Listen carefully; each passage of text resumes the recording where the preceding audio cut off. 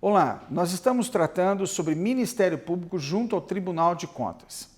Houve várias tentativas de se colocar o Ministério Público que atua junto ao Tribunal de Contas, que tem fisionomia própria, que não é o Ministério Público Comum Ordinário definido no artigo 128, lá no artigo 128. Pretendeu-se, pela via interpretativa, colocar esses integrantes dentro da carreira específica do Ministério Público. Mas não foi essa a decisão da Constituição de 1988.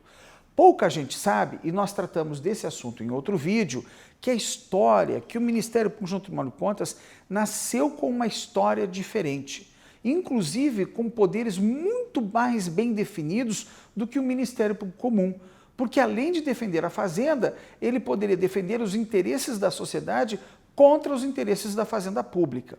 Portanto, não são integrantes da carreira de procuradores da Fazenda. Eles têm que ter as prerrogativas do Ministério Público Comum, mas não têm que integrar o Ministério Público Comum, até porque o Ministério Público Comum presta contas ao Tribunal de Contas. E é necessário uma instituição isenta, fiscal da lei, para se manifestar e dar parecer nessas contas também.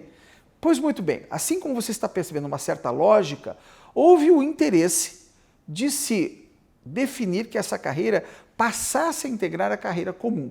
Isso aconteceu na Lei 8.625, que é a Lei Orgânica Nacional do Ministério Público. Essa pretensão passou pelo Congresso Nacional, mas recebeu os vetos do presidente da República, Itamar Franco.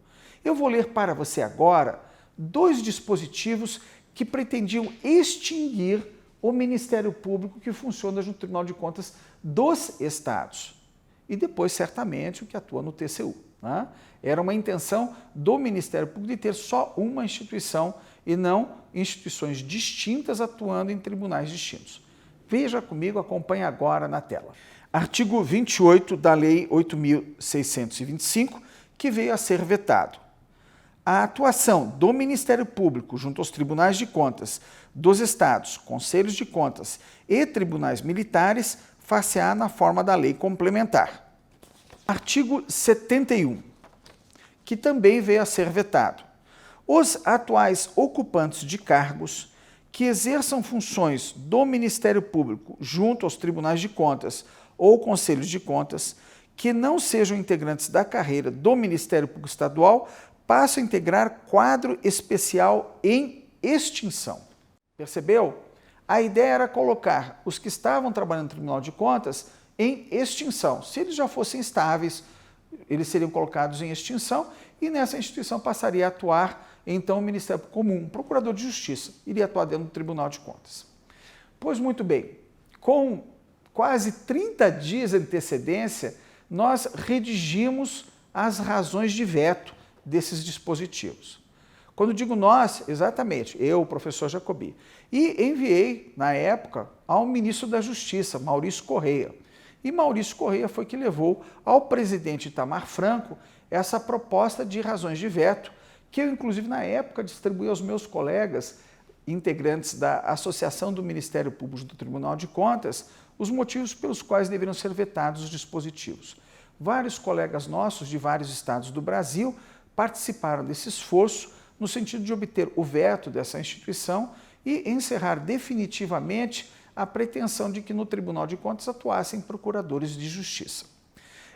A ideia de ter uma instituição especializada, altamente especializada e preservada com os direitos do Ministério Comum, mas atuando no Tribunal de Contas, fazendo parte, como nós já colocamos aqui, da intimidade estrutural, era para que os tribunais de contas estivessem sempre muito melhor aparelhados e que, inclusive, as suas decisões fossem muito mais jurídicas.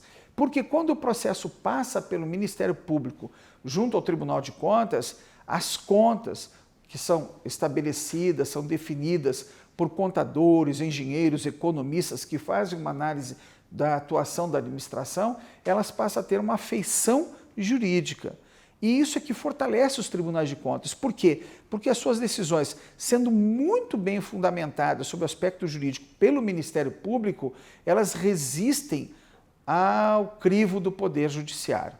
Então, é essa instituição que sobranceiramente se coloca na atuação do julgamento de contas é que fortalece também a instituição dos tribunais de contas. Com esses 3 vídeos da nossa série sobre o Ministério Público no Tribunal de Contas, nós esperamos estar ajudando a você que se dedica ao estudo desse tema. Aqui, na descrição desse vídeo, você encontra a mensagem dos vetos à Lei 8.625. Continue acompanhando nosso trabalho nas redes sociais e envie para cá a sua contribuição, a sua sugestão, para que a gente continue tratando dos grandes temas do direito administrativo brasileiro.